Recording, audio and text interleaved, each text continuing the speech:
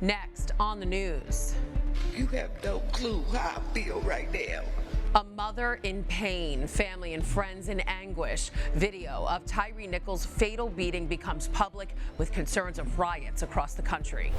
Scrapping the bottom of the barrel and in need of help. A recent influx of migrants is overwhelming a Brooklyn food pantry and shelter. I'm Jessica Easthope with the promise they're making to the community, no matter how low their resources get. Plus, a repair that's long overdue, how a beacon of hope is back for the Cathedral Basilica of St. James. And then our next Pulse of the Parish, serving up hope with a side of humanity, the effort Brooklyn churchgoers are putting in for their fellow man. I'm Christine Persichetti. Currents News starts right now.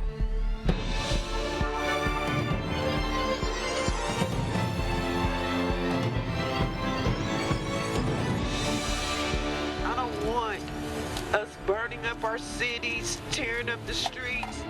Cities on edge, emotions running high, a powder keg across the U.S. as cities brace for riots in the wake of the Tyre Nichols body cam video. That video finally being released. Police making an arrest following a traffic stop in Memphis. Tyre Nichols died 3 days later. The 5 police officers involved charged with murder. Meanwhile, family and friends are remembering the 29-year-old. In Memphis, candles burn for a life snuffed out. Tyre was just trying to go home. The life of 29-year-old Tyre Nichols being remembered where friends say he felt the most free. Yeah. A skate park. 12 years ago, Nichols seen here doing what he loved. 12 years later, he ended up dead. Officials say beaten by 5 men sworn to protect and serve. The actions of all of them resulted in the death of Tyre Nichols, and they are all responsible. Justin Smith, Tadarius Bean, Demetrius Haley, Desmond Mills, Emmett Martin III were all fired from the Memphis Police Department and now charged with murder. The incident caught on police body cam and sky camera video. I'm sickened by what I saw. What happened here does not at all reflect proper policing. This was wrong. This was criminal. Attorneys for 2 of the former officers responded. To say things like that when you have a tinderbox that we're all concerned about, I have questions about whether those were the right words to use, whether this was the right timing, and whether the government should be saying those things about people who are innocent until proven guilty when you know that's going to be broadcast to potential jurors. Nichols' family wants people to know more about Tyre Nichols than how he died. Nobody's perfect, okay? Nobody. But he was damn near. My son was a beautiful soul, and he touched everyone. Nichols had his mother's name tattooed on his arm. He wasn't just her son. He was also a father who loved having fun. He worked at FedEx, but had other dreams like photography. In his own words, he posted, "People have a story to tell. Why not capture it instead of doing the norm and writing it down or speaking it?" It turns out what led to his death was captured on camera.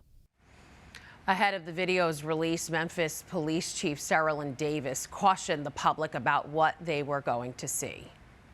You're going to see acts that defy humanity.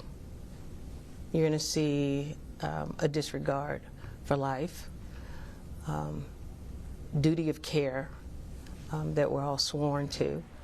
The police chief added that it was a level of physical interaction that was above and beyond what's required by law enforcement. All across America, cities are preparing for riots, but they're also urging for peace, and the NYPD is no different. This police department knows how to respond to these incidents better than any police department on the globe. And my briefing this morning with the police commissioner, and I'm going to do a briefing this afternoon with our team, they are fully prepared to allow New Yorkers to peacefully voice their concerns based on what's the outcome. New York Mayor Eric Adams added that even though he didn't see the video yet, Nichols' death deeply hurt him. Be sure to follow Currents News and The Tablet for continuing coverage of the tragic death of Tyre Nichols. New York City is dealing with a humanitarian crisis. That's what Mayor Adams believes. He also thinks that everyone should help out with an influx of migrants. We can't continue to shoulder this course on our own. We're going to need help. We're going to need our Albany partners. We're going to need Washington, D.C. The asylum seeker crisis is a national crisis, and it should not be just for New York City residents. That's just unfair. He added that there's a reason the Statue of Liberty sits in New York City's harbor. Tens of thousands of South and Central American migrants are now calling New York City home. Many of them arrived here with just the clothes on their backs, looking to shelters and food pantries for support. But what happens when that support runs critically low? Currents News' Jessica Easthope visited one of those pantries and filed this report. Lunch is served at Community Help in Park Slope. The Brooklyn staple has been a constant for those in need, but these days lines are longer and portions are smaller. They used to max out at 180 people a day. Now, Chips is feeding double. Even after we're closed, we're still giving out sandwiches. If anybody comes to the door, we're still trying to give them a meal. Paulino Geese is the director of food services. She sees everything, the line outside, the food inside, and tries to keep up with both. But recently, she says she's seen human beings who have become the face of desperation in New York City. We saw kids with no shoes, no jacket. There was a little boy, he stuck his hand inside of his t-shirt, and I had to walk away because I got so teary-eyed, like it was so overwhelming. There are more than 41,000 new migrants. Many don't speak English. They can't find legal work and are living out of hotels and emergency shelters with no place to cook. I have a passion for feeding hungry people, but we're kind of getting eaten out of house and home a little bit. We have a limited inventory. We're a very small kitchen, and our demand is just reaching our capacity. 270 plates done. Matthew Caban, the chef at Chips, holds his food to a higher standard, but he's running out, trying to make quality meals from scraps. Still, Chips is firm on a promise to the community. No one will be turned away. It's going to get to a point where I'm scraping the bottom of my fridge just trying to make a meal. I know we're a soup kitchen, but I don't want to start serving soup every day. The pantry gets food from various city agencies, co-ops, and private donations from residents, and is spending nearly $1,000 a day on more food. Staff fear the day when it's all gone. And if the need continues at this pace, it won't be long. It's depleting our funding because we're utilizing more money to serve more people. Whatever I have, I can do and help, but it's not enough. It's not enough. In Park Slope, Jessica Easthope, Currents News. You can help the people at Chips. Simply visit chipsonline.org and click on Donate. The head of New York City's Housing Authority announced he's stepping down Thursday. Chairman Gregory Russ has only been with the agency for 3.5 years, but they've been plagued with controversy, including his more than $400,000 salary, which only dropped last fall following the fallout from an arsenic scare at NYCHA housing developments. Russ's last day will be mid-February. Then the chairman role will transition to a part-time volunteer post. From the abortion capital of the world and beyond, pro-lifers are switching their fight from the fall of Roe v. Wade to changing the culture to one that's for babies in the womb. And they discuss those next steps at this year's March for Life.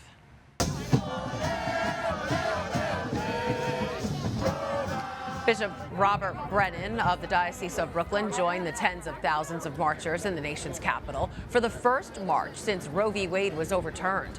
The annual event took a different route this year. Pro-lifers marched past Congress, acknowledging that lawmakers now hold an even more crucial role in this post-Roe America. Just because the Supreme Court woke up and changed the law does not mean it's not happening, and I wanted to continue the fight so that abortion's gone forever. Protesters tried to disrupt the walk, but the marchers soldiered on, vowing to carry on the mission for decades to come.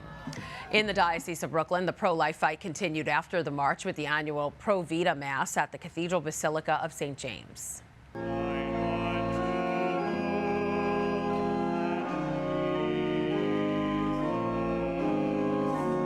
The liturgy, meant to celebrate the gift of human life, is sponsored by the Knights of Columbus and the Diocese of Brooklyn. Bishop Brennan was the main celebrant, and during his homily, he celebrated this first year following the fall of Roe v. Wade, but reminded the pro-lifers present that there is still more to do. We also recognize that we have an awful lot of work to do. You see, because part of the problem, or part of the issue for us, is to change the law. But legal victories and political victories only go so far. What we really need to do, and what we've been working at, is to transform the culture, to change hearts and minds. Also during the Mass, awards were given out to men and women who continue to promote the culture of life. Extinguished no more. A beacon is back after being out of order for decades. As Currents News' Jessica Easthope tells us, the tower at the Cathedral Basilica of St. James is once again drawing people in. I always turn on my kitchen light. This is Isabel Navarro's nightly routine. And I look. She looks out her kitchen window, not at the sunset. It's the beautiful St. James Tower lit up. But at her church. There's a light in the tower of the Cathedral Basilica of St. James. Beautiful looking. Isabel works there as a secretary and has been a parishioner there for nearly 50 years and has never seen it lit until now. It's been so many years when I've ever seen this light. St. James is a beam right here in Brooklyn. The cathedral is once again a beacon, but a few months ago, the Mother Church of Brooklyn was lacking a bit of splendor. There were no lights on any of the buildings, except for 2 lights in the front. The 2 lights there made it look like a police precinct. That's when I realized, yeah, we got to do something about this. As rector pastor of St. James, Father Brian Patterson has repaired parts of the 200-year-old church himself. But this wasn't as simple as flipping a switch. Yeah, this is the switch. The fixtures were burnt out and the circuit breaker was broken. And then there was the issue of getting up there. To go up into the tower was like scary business. Yep, another floor to go to the heights of the heights. After months of trying to illuminate the oldest church on Long Island, an electrical company came and got the job done. And now every night at 5 p.m., when Isabel looks out her window, she's reminded, with God, anything is possible. Maybe that thought in your head or something was bothering you, you look at the light and you say, you know, it's like an inspiration. Now there's hope. The light will bring others closer to faith. There's lots of people, and I believe that many of them are Catholic, but they haven't come to church.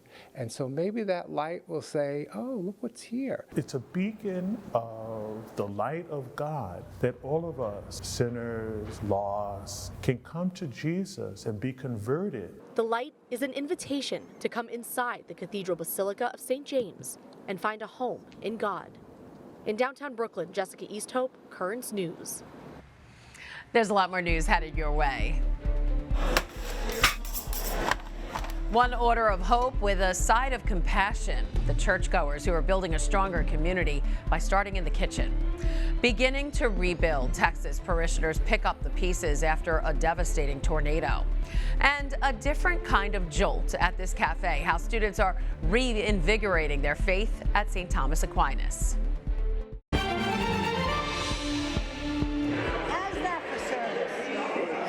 Service is the key at this restaurant in Brooklyn. If our next topic received Yelp reviews, it'll easily get 5 stars. In tonight's Pulse of the Parish, you'll meet volunteers at one Bensonhurst restaurant who are serving up more than just food.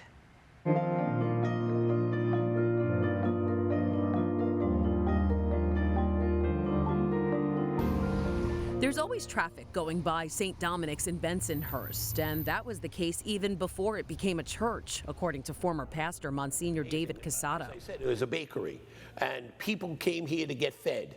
Well, people come here to get fed yet. They're fed on the Eucharist. Built in the 1970s after an influx of Italian immigrants, St. Dominic's still meets the needs of its now largely Hispanic community and beyond. Through outreach, this bakery-turned-parish is still feeding its visitors. They're mixing the mashed, braising the beef, and getting ready to break bread. They're not cutting any corners either, as this chef and his staff prepare for a pretty special dinner, where they're not only serving up a hot meal, but a helping of hope. This dining hotspot is located in the gym at St. Dominic's Church. It's called Hope's Kitchen. We hope to bring them hope of better days ahead, hope in the realization that they're not alone, they're not forgotten, they're not outcasts, they matter. And the homeless people who come here for dinner once a month, like Michelle Jackson, say they feel like family. It's not like we're coming to a stranger's house. No. We're coming to a family's home for dinner. That's thanks to the volunteers. How's that for service? Parishioners, who include students from Xaverian High School. I feel God here, when we're all preparing the bread, the salad. You feel, presence of God because the joy, you just feel the joy in the air of helping these people. Because you know how much it means to them. The students say they get as much as they give when putting their faith into action. I need about 2 minutes. Because they're not only dishing out food, they're lending an ear and showing respect. It's the sense of the old world, that real interaction. You don't really see it in the street. A lot of people are afraid to come out of their shell and interact with people because they judge you by how you look or appear. And as for the dinner this volunteer chef cooked up, the food, 5-star rating. Make sure you get that right. I said 5-star. Chef Michael Ayub says whether he's cooking for Xaverian students, paying customers at the restaurants he owns, or here at Hope's Kitchen, one ingredient is always the same. Love. It's comfort. It's breaking bread together. It's being, together as a community. And as fractured as some of these families are, to have this time of communally sitting down, it's really, something not only warming for the soul, but also warming for your stomach. My name is Eternal God. We thank you for the opportunity to share a meal together. Deacon Anthony Mamaliti calls it a labor of love. They come here and they give of themselves to help others. And we are fulfilling Matthew's gospel. Whatsoever you do to the least of my brothers, that you do unto me. And now you know the Hope's Kitchen volunteers from St. Dominic's and how they make up the pulse of the parish. Such a beautiful event. Hope's Kitchen at St. Dominic's is open the third Wednesday of every month. Do you know someone who goes above and beyond at your parish? Then we want to feature them right here on Currents News. Just email us at newstips@desalesmedia.org or call our 24-hour number, 718-517-3122. An update now on that church hit by a tornado that ripped through Texas this week. According to a post by St. Hyacinth's pastor, Father Reginald Samuels, the main church received minimal damage, but their offices and religious education building have been completely destroyed. The offices can no longer be occupied. The religious ed building will have to be torn down. The church rectory and hall received moderate damage, and there is no power or water in any of the church's facilities. The Archdiocese of Galveston, Houston is handling the cleanup and repairs. If you'd like to donate to the church's rebuilding efforts, just go to sthyacinth.org and click on the Give tab on the upper right corner. Still to come on Currents News. Now I feel like doing things for God is fun.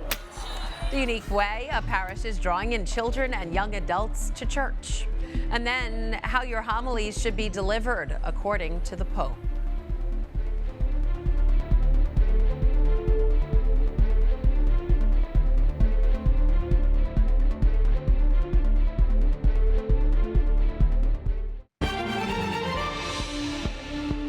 A memorial to the man who started the strong right arm of the Catholic Church could soon appear across New York State.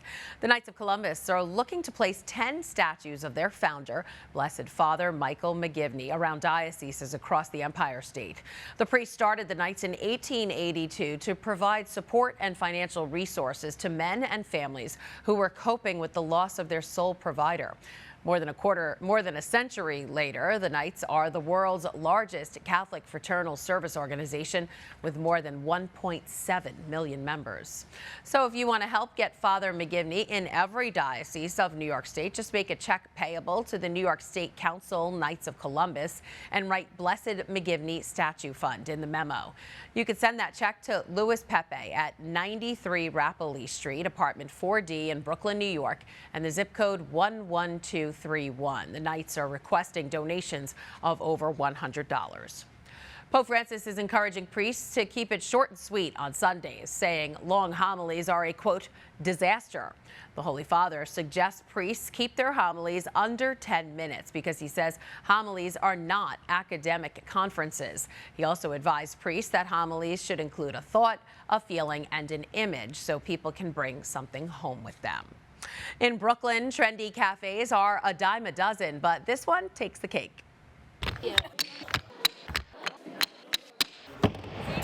It's a place they can call their own and a safe area where they can also build upon their faith.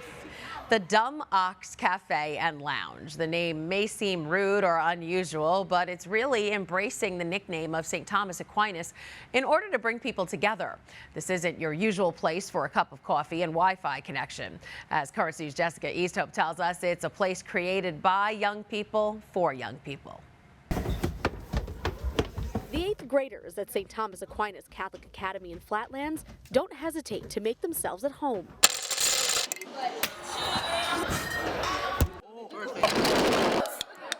After all, that's the goal of the Dumb Ox Cafe and Loft. It's like a second home to me, really. I can get in touch with my friends and family, both here to play around and practice my faith. It's a place for the youth and young adults of the parish to come, be themselves, and interact with each other and God. I used to think, oh, church was boring, and now I feel like doing things for God is fun. Pastor Father Dwayne Davis says the cafe, which opened last month in the parish hall, has been a long time in the making. It's really a good opportunity for evangelization, for them to also to recognize that a parish really loves them and that they're important to us. St. Thomas Aquinas was called the Dumb Ox because he was a big man who was slow in speech. But the cafe has turned that insult on its head and embraced the parish's patron saint. The parish already has an active youth ministry. Members helped the cafe come to life. It was a lot of fun just bringing it all together so we can have a space that we can call our own. Waymaker, miracle worker, promise keeper. The space is an extension of their church. My God, that is who you are. And allows faith to be far-reaching. It's a community where kids can get together, but not only that, it's about Jesus. Like, Jesus is everywhere in here. Now, the cafe is taking the stubborn challenge of getting young people to come back to church and stay by the horns. The church was the center of life and the center of the community. And so, in a real way, we're kind of rebuilding that. Hoping to prove the Dumb Ox Cafe was a pretty smart idea. In Flatlands, Jessica Easthope, Currents News. How fun. That's so cool. For information on when the Dumb Ox Cafe and Loft is open and for events, you can visit the parish's website or social media pages. Head over to either stthomasaquinasbrooklyn.com or search for STA Brooklyn on Facebook and Instagram. All right, it's time to chime as one woman is bringing Philadelphia's football spirit to Delaware.